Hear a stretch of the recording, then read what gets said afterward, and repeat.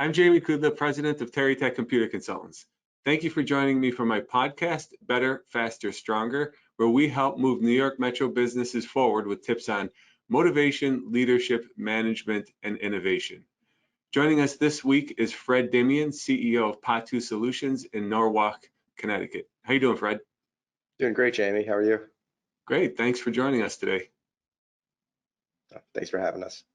So I'd like to start with, I know a little bit about your company, but I'd like to start with a pretty remarkable statistic. You guys are the #1 fastest growing company in Connecticut and number 122 in the United States. So first of all, congratulations. That's amazing. Where does that statistic come from? Who created that ranking? Yeah, so it's the Inc. 5000. So they rank it over a 3-year period to see how fast companies are growing. We happen to be in a good sector, and we track online retail. So it's we happen to be in a good sector, and I think we performed pretty well within that sector. That's pretty modest that you could say, oh, we happen to be in a good sector. I think that it comes with, yes, you're in a good sector, but I think you've probably done a lot of things right to experience that kind of growth and achieve those results. Yeah, and part of it's like choosing the right sector. So we got into this business. It's funny, people like, how'd you found the business? I'm like, the business kind of found us. We realized it was a really hot area that was being underserved, and started a business around that. So choosing the right sector was probably our best decision, and then obviously executing within there. Well, fantastic. Congratulations on that success.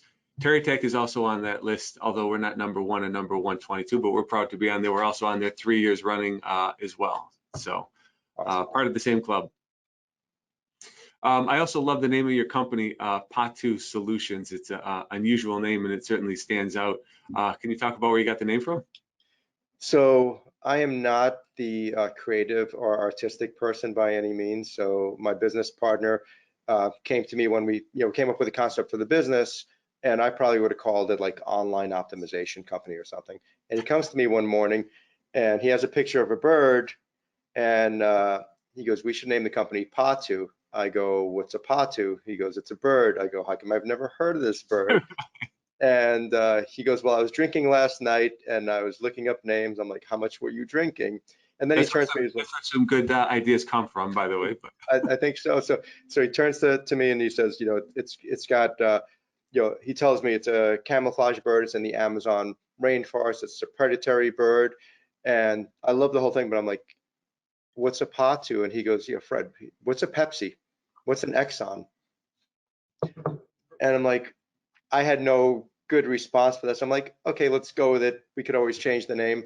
But then we started, as we started visiting potential clients, they would actually research the name, and it was amazing that they thought it was like brilliant, that they thought this name was like great, and they're like, "We've been talking about it for the past 2 weeks since you scheduled a meeting, and I think this is brilliant." And I'm like, wasn't me, but I appreciate it is, but yeah, it's kind of taken a little bit of a life of its own in the fact that people ask about it.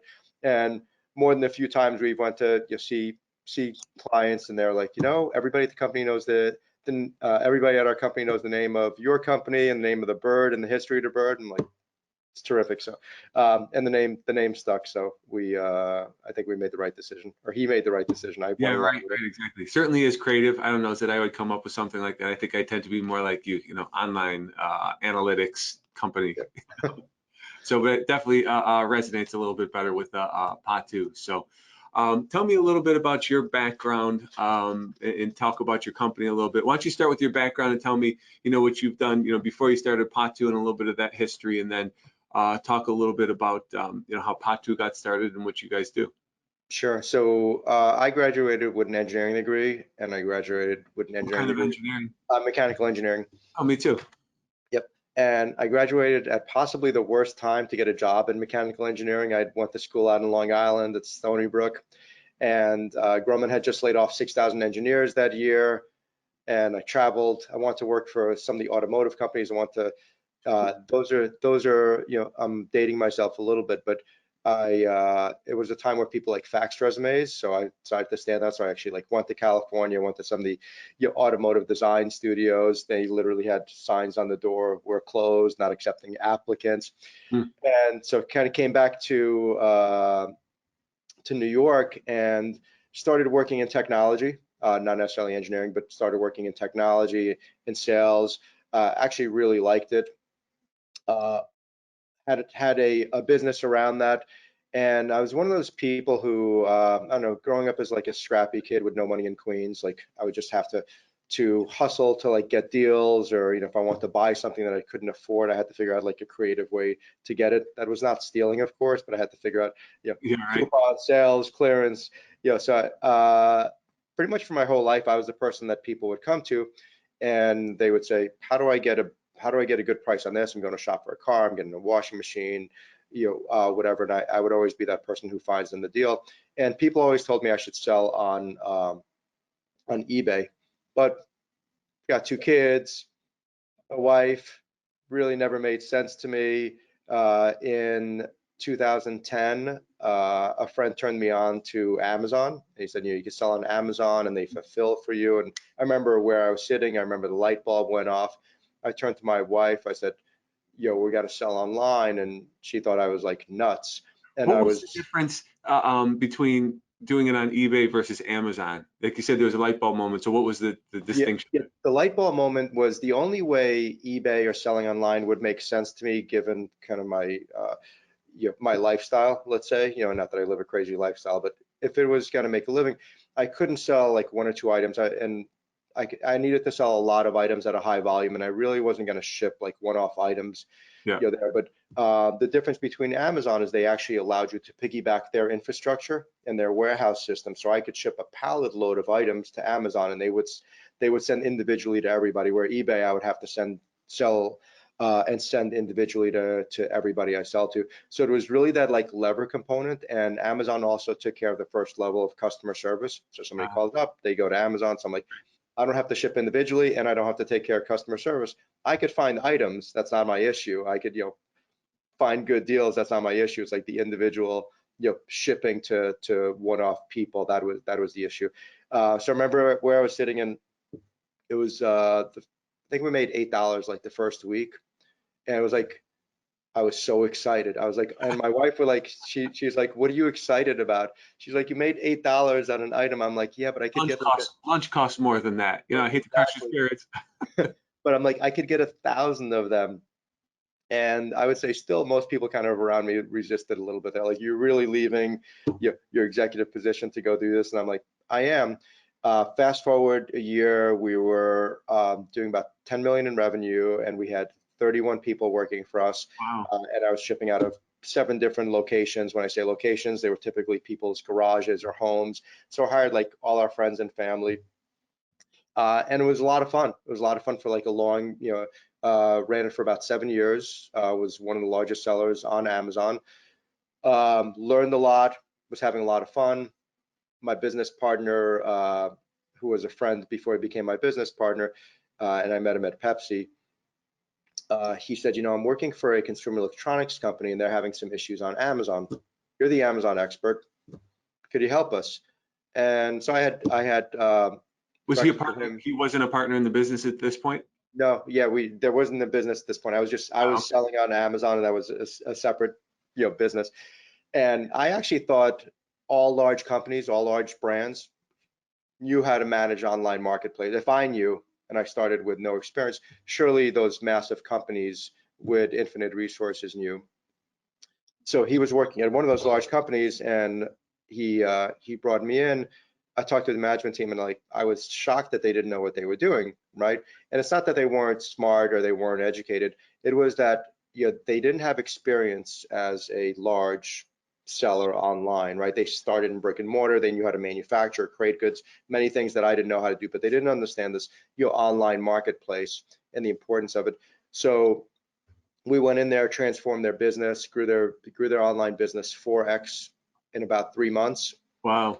Actually saved their business, which was good because it was on a decline because they were getting a lot of pressure, but also learned a lot. So yeah, I thought we'd do it for like a few companies and just have like a small business. But within the first week, we got about 10 referrals. So people who worked at the company, could you do this for my previous company? My friend's got a company. I'm aware, of another company that has this issue. I had no issue. I had no idea it was such a mass issue across a lot of brands.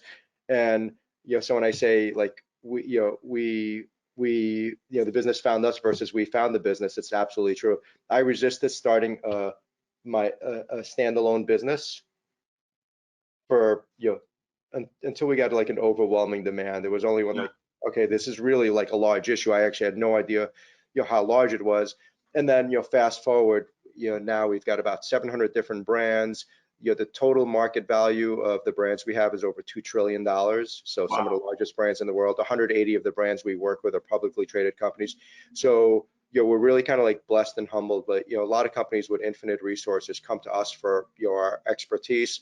And our expertise isn't necessarily, my own expertise on selling on Amazon anymore. It's now like the compiled expertise of all the brands we work with and all the learnings we get from those brands that we reshare back to any brand that is part of our portfolio.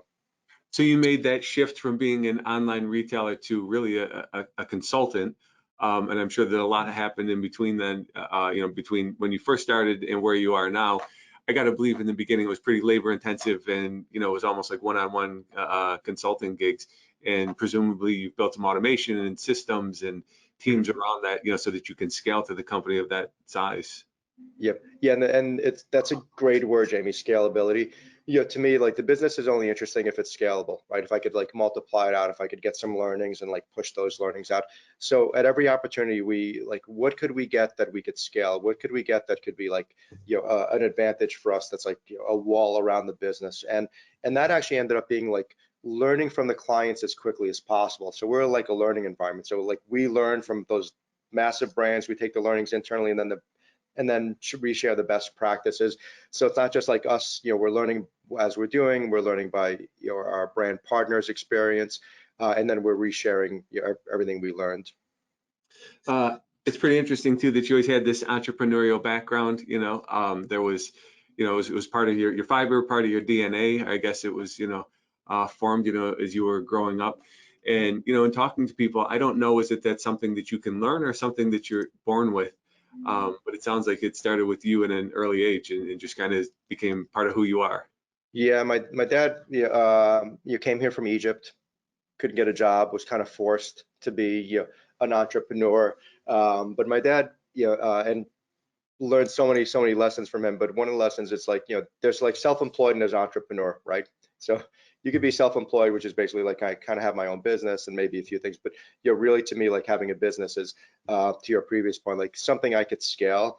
But yeah, it was just one of those. I grew up in this environment. Hopefully, my kids are growing up in like the same kind of entrepreneurial environment. But yeah, I think it's, yeah, a little something that's like in your blood a little bit, or something maybe you witness and you see to be a norm. Yeah, some of it can be developed, some of it you're born with, I think. Mm. Yep. There's some parallels, I think, between who you are and Robert Herjavec. Obviously, you know who he is. Do you know anything about him or his background?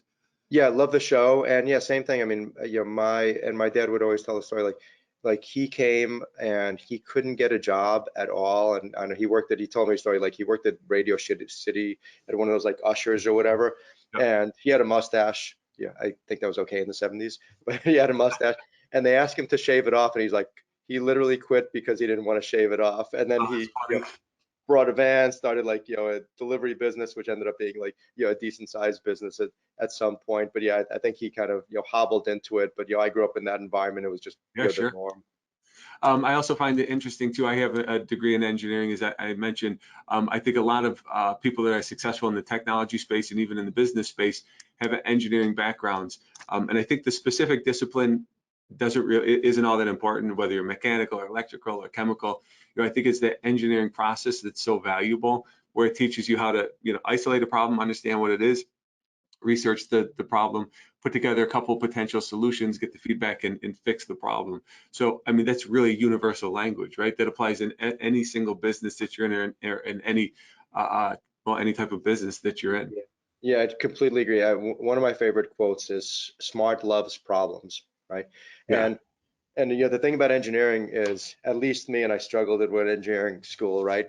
Where I knew there was a solution. Like I always knew there was a solution because there was a solution, right? It wasn't like an easy solution. It seemed like there was no solution if you, I don't know, didn't read all the books like I didn't, read them, but you knew that this problem had a solution. And so for me, even going into it, like I don't look at stuff as problems. I look at it like a puzzle. Do I not have the skill set? Do I need to learn something? But I look at like everything as something that's solvable. And I think if there's one thing I got out of engineering is like, every single problem is solvable, and the smart loves problems really forces me to think like, if I have a problem and I'm having difficulty with it, well, how do I build up my skill set and get a little smarter and solve it versus saying, it's impossible, right? So I think, leading with that, like, this is something that's solvable versus I think a lot of people say, this isn't something that's solvable, I'll never be able to get over it, and they go into it with almost a defeatist mindset. I think the engineering mindset is like a solution-based mindset, and at least that's one thing I got out of it.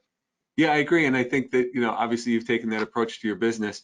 And how many times on any given day or any given week, are you presented with problems? To go back to Robert Herjavec, and I'm reading his book, Driven. One of the things that he talks about is just his mindset. He goes into work and he can't wait to solve problems. Like, he's looking forward to them. He knows that is part of a business. So, given your background and your skill set and taking that attitude in there, clearly speaks to the success that you've had.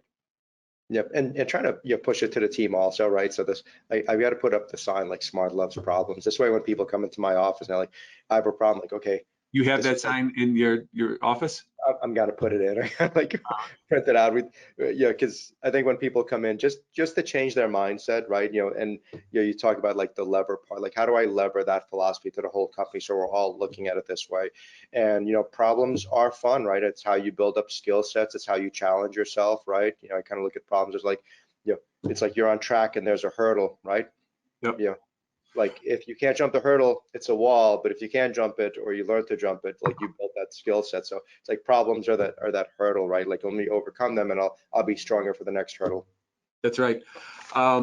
So we have to get into the podcast. I have questions I want to ask you about better, faster, and stronger, but I just have one more question in regards to your business. So a typical client would come to you and you provide them with what? What kind of information? What are they looking for? What problem are you solving for them? Yeah, so really broken down in three components, like analyzing how they're doing in online marketplaces. So just as an example, a brand might come to us and say, typically they have a problem, and that's why they come to us. And the problem would be, buyer at Walmart or Best Buy doesn't want to buy my items because the price at Walmart.com or Amazon.com is much lower.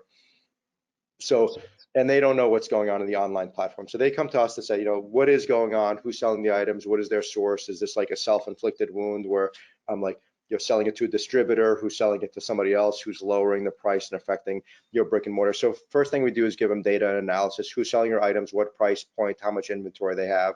What their likely source of inventory is. The second step is now like shrinking, and controlling the pie, right? So first, like how big is the pie? And even largest brands in the world, like they typically don't know how large that pie is, right? So we're telling them how large the pie is. Second step is actually going to affect it, so helping control that pie and like manage it. Like now only the people you want to sell the items are selling it. It's in a controlled way. They're legitimate items.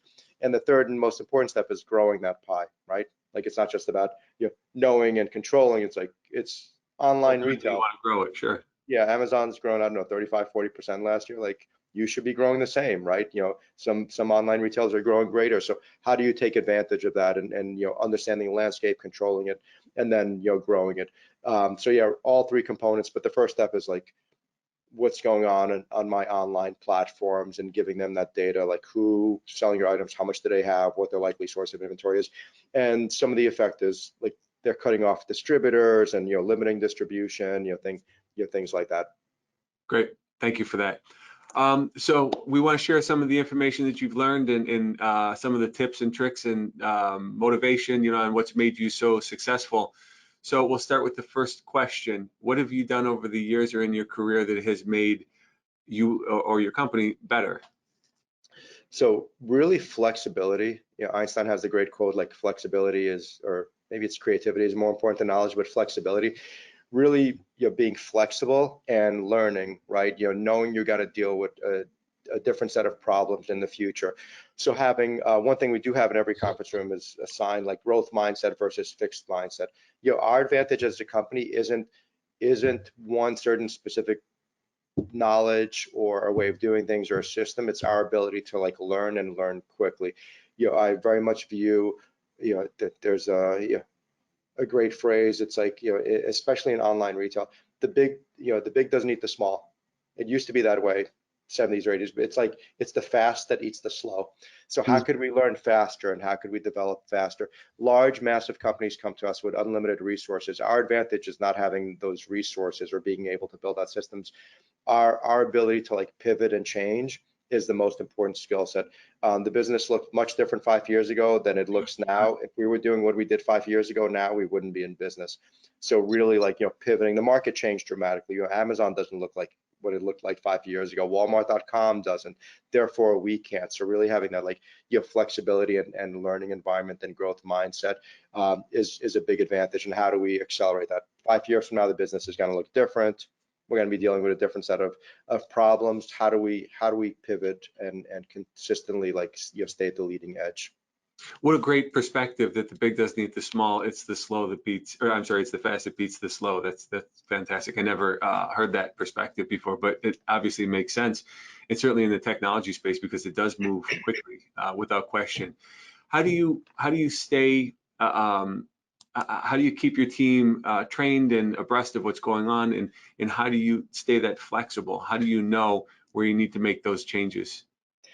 Yeah, so we have a lot of like lunch and learns, coffee hours, things like that, where people share that knowledge. We have systems in place to like share like best practices and things like that.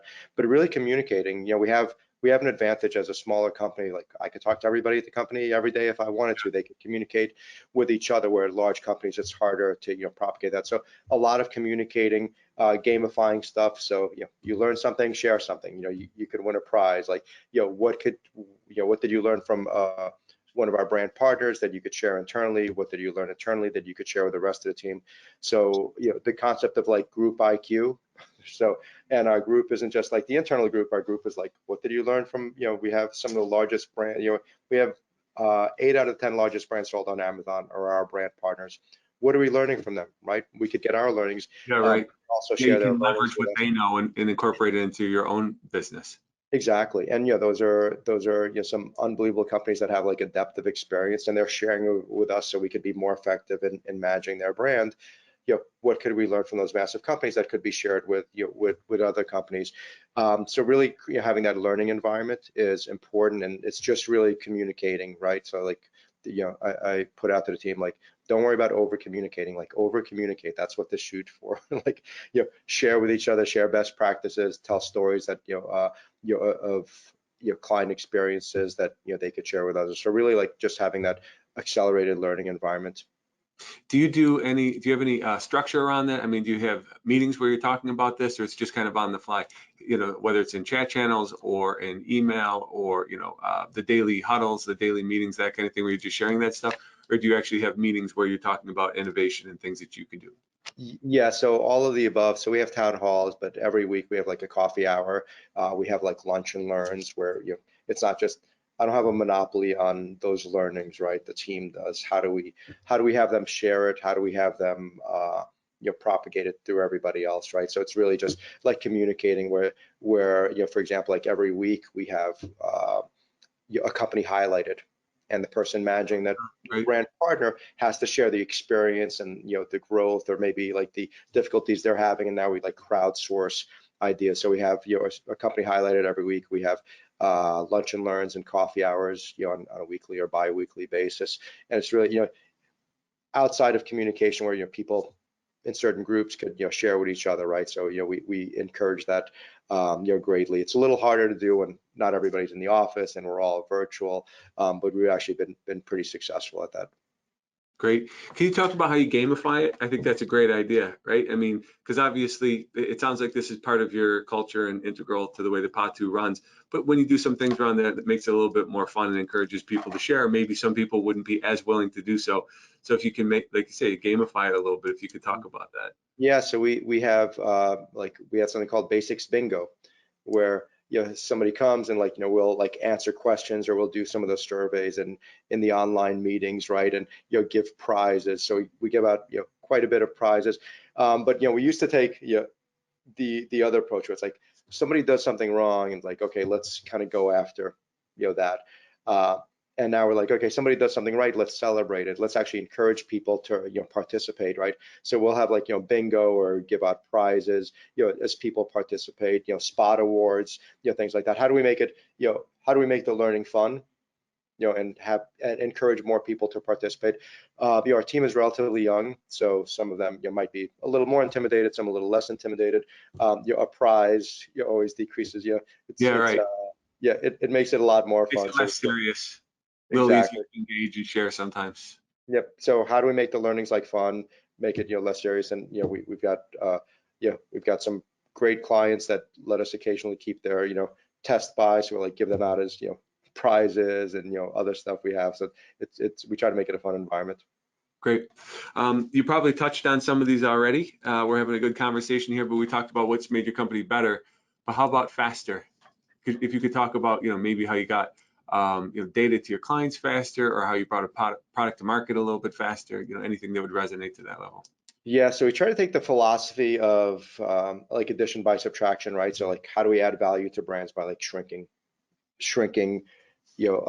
disruption, right? But also internally, like what things could we remove that refine the process, right? So like on a database level, like could we consolidate tables? Could we show the same dashboard to European clients as we do to US clients? So how do we really shrink that, right? And we kind of told like I had this learning when we were redoing our logo, and it was really like a deep learning. So we had this like a little bit of like an intricate, fancy logo, and then we moved to like a more simplistic logo, right? So you can move to this. And the company that came in, they said there's like too many colors, there's too much detail, there's too much nuance to your logo. And they said, think of Apple, you think of Nike. Really simple, really scalable. I could put on a business card, I could put on a shirt, I could put it on a banner, I could put on any number of things, right?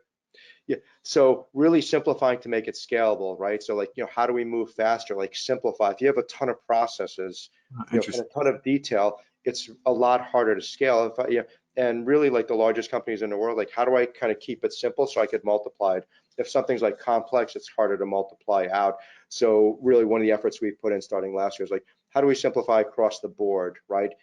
And sometimes simplifying may be like, I'm not going to take like every bit of business that I possibly can do. I'm going to take things that are, in my core and look to like multiply them out. So, sometimes it's saying no. How am I going to take, processes, internally and really refine them so that they're, really, really, as tight as possible. And then now I could multiply it out, right? So really like simplifying, and, it's hard to keep it simple sometimes. So sometimes it's like challenging to keep Yeah, you things don't want to oversimplify something, because that could take away some of its effectiveness in correct. doing so. Yeah. So how do we simplify as much as we can and then scale, right? And I think you're managing as we grew in Europe last year, like, we have two basically different businesses. Like, what is like the leverage of, those the data we have, and could we consolidate it, slightly change the US, view of it, slightly change the European view, and have like one unified view. And that's actually helped quite a bit because a lot of our brands are consolidating their operations into like one team, like European and US. And Yep. now instead of having like two different views, they could have one view, and it's like a natural, like, oh yeah, would you like us to add another country to this? And it makes it a lot simpler. And also like the training, the scalability, even them, being able to, view the data in one platform, them being able to roll it up to their boss, and we deal with a lot of large multinational companies. How many earnings report they have? Like they have one, right? They consolidate all their SKUs, from different countries and all their earnings in different currencies to like one platform. So I'm like, Right. we could do that too. Like, Yeah, right. we need to have one reporting, because ultimately, as e-commerce becomes more and more and more important, it is something that the executive team or CEO wants to be aware of. And you can't have like 5 different reports for 5 different regions. They want to see Single pane of glass, right?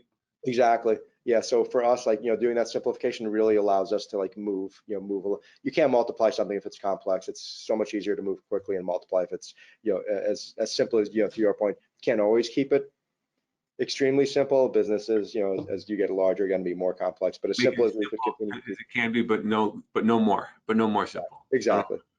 How do you do that in your company? Meaning, do you have a team that's responsible for that? Do you have a person that's responsible for that, and kind of always looking for that continuous improvement in ways that you can simplify and make things more scalable, easier, faster to implement? Yes, I would say everybody is responsible and aware of it. And just as an example, like we'll say like pretend this is like the 1980s and like you paid for every like message, every word you sent, there was like some extra, like amount on text or something, right? So imagine like, if it's in a dashboard, like what words are repetitive, right? Like what could we remove? If every like letter cost $10,000, what would we look to remove, right? And now it like keeps it simple, right? So we have that, just working on a, like a higher level with the executive team to like, push that mandate down. Like how much simpler could we keep it? One of my business partner worked at Kodak, and they would take like, literally a camera and put it down the assembly line to see what parts of the assembly line were just inefficient. So we try to take that a little bit and say, okay, like what parts of this are unnecessary, what parts, and an easy way to look at it is like the bottom line, right? Is this like making me money? Is it saving me money? Is it making the company happier, right? I Like like if your perspective of looking at it like it's going down the assembly line. That's that engineering background coming to yeah, the surface again, but that's a good way to look at it. exactly. Yeah, and just what is this the end effect of what it's doing in the business, right? Like if it's not hitting some metric, right? Like is it really necessary, right? Right. And the metric could be, is the company happier? Do we have, your employees surveys, happier, right? So it doesn't have to be like a hard metric like I'm making money or saving money, but But is it there has to be something that you're measuring it against, right? Some kind of KPI. correct? Yep. Thank you for that. How about something that has made your company stronger over the years? Certainly you've done that. You've demonstrated that quite well, being #1 fastest growing company. So Yeah, I would say, the like weeding a little bit. It doesn't sound like a pleasant thing to say, but it's as much doing like, good things as not doing bad things, right?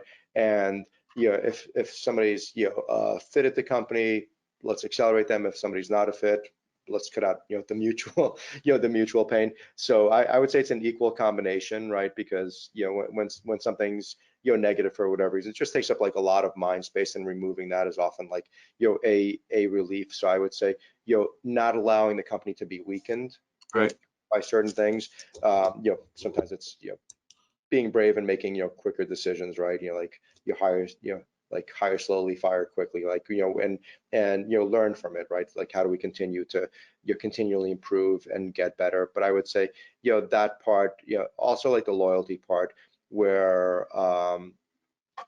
we want to reward employees ahead of them like wanting to be rewarded. So we kind of but when somebody's performing well, I don't need them to, ask me for a raise. Like we kind of pride ourselves on like, getting ahead of it. And I think that Right. builds quite a bit of loyalty, and rewards people, right? I always bring up the sprint analogy to like my business partner, where it's like, what if you found somebody external was getting a better deal, like some new subscriber Sprint was getting a better deal, even though I've had it for 15 years, I'd be Yeah. kind of upset. So we want to reward the people that were loyal, even if they're not, asking, how would you feel if Sprint called you up and said, hey Fred, you've been a loyal customer for a while, there's like some promotion you're not taking advantage of, and we're automatically going to put you on that plan, and say, like, they would have me as a customer forever. And I think the same thing with employees. If we go above and beyond and reward the loyalty to people who are there, not necessarily asking for it, I think that builds a lot. And it's Goes a really, long way. Sure. and it's not just me. It's like I need a loyal, dedicated team, and I have to be like loyal and dedicated to them to ask them to do the same.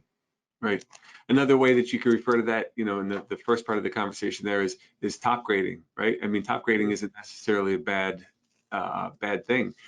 Even looking at your clients, and we've done this over the years too. I mean, we have lots of great clients that have, been loyal to us, but, sometimes you go to a point where you're probably not the best fit for the client.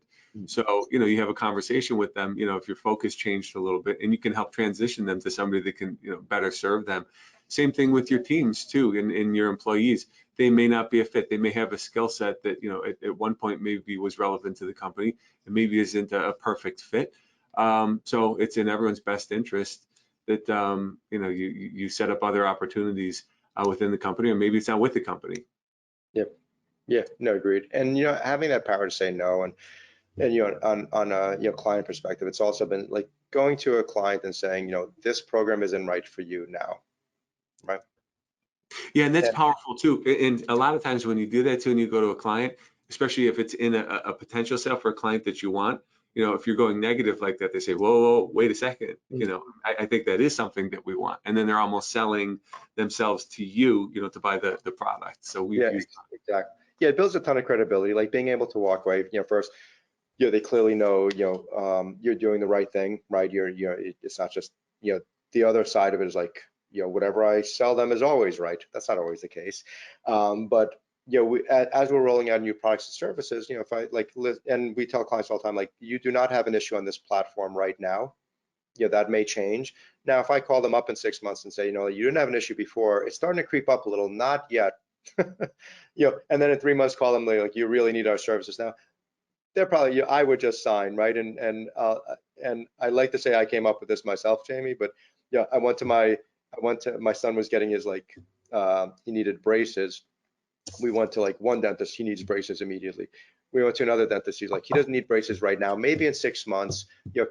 Maybe in 6 months he'll need them, maybe in 9 months, maybe in a year. And my wife's like, which one do you want? I'm like, I want that one. And sure enough, he ended up getting both my sons. But he had that credibility, right? Because he wasn't asking for it now, and it was really not just about like the right fit, but the right timing. So like to me that resonated, and we try to take some of those practices and philosophy and roll it out to the business. It changes the conversation from a sales conversation to a true consultative approach, right? And I think that people respect that. And if you're getting in front of enough people that are interested in your service, and obviously you're in a position where you don't have to take on every business, that's like that. It does build a ton of credibility, and it really helps build sales. And that's the approach that we take as well, and it's very powerful. That's great. Absolutely. So thank you for sharing this information on how you made Patu Solutions better, faster, and stronger. I have one last question for you, before we end the podcast here. If you could go back to, I don't know, we'll call it the beginning of your career. It's probably more than 10 years, 20 years, whatever it would be. And you could talk to that person. What piece of information would you share with you in the beginning of your career that you wish you knew then that served you well over the past X number of years? Yeah, so when people say like do something you're passionate about, I mean, everybody says this all the time. But if they tell like the metrics part of it, right? Like I would tell myself like find something you're passionate about, not just something that makes you like the immediate reward, right? And I've succeeded in a lot of things I've done, mostly because I've like worked hard. But now when I take like I work hard plus I'm really passionate about it, it like puts it on steroids. So really like taking that and almost having like a slower, rather than like I could make twice as much now, but not doing what I like. When I was younger, I don't know, moving out of Queens, New York, I'm like, I'll take it, right?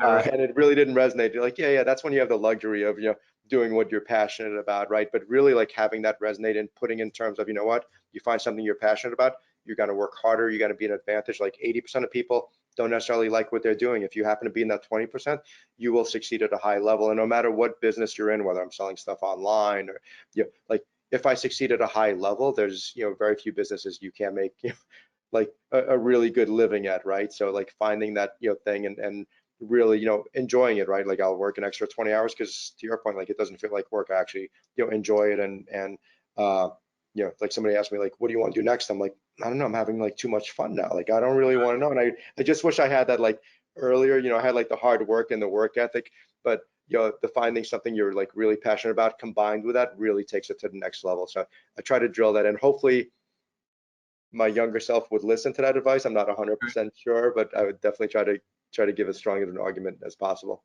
But you know what? Over time, you probably were able to work it into something that you were really passionate about. So I don't know, is it you always afforded that luxury from the start to be able to do something you're truly passionate about, because you do have to put a roof over your head and food on the table and you have kids and that sort of thing. So I guess taking that mindset and always being aware of that, you were able to work it into Patu Solutions in your current career. So congratulations on that. That's fantastic. And obviously being passionate about what you do and hard work, coupling those two things has worked very well for you. So congratulations on all your success. Thank you for joining me on my podcast, Better, Faster, Stronger, and be sure to check out our other podcasts at bfsmetro.com. Thanks, Fred. Have a great day. You too.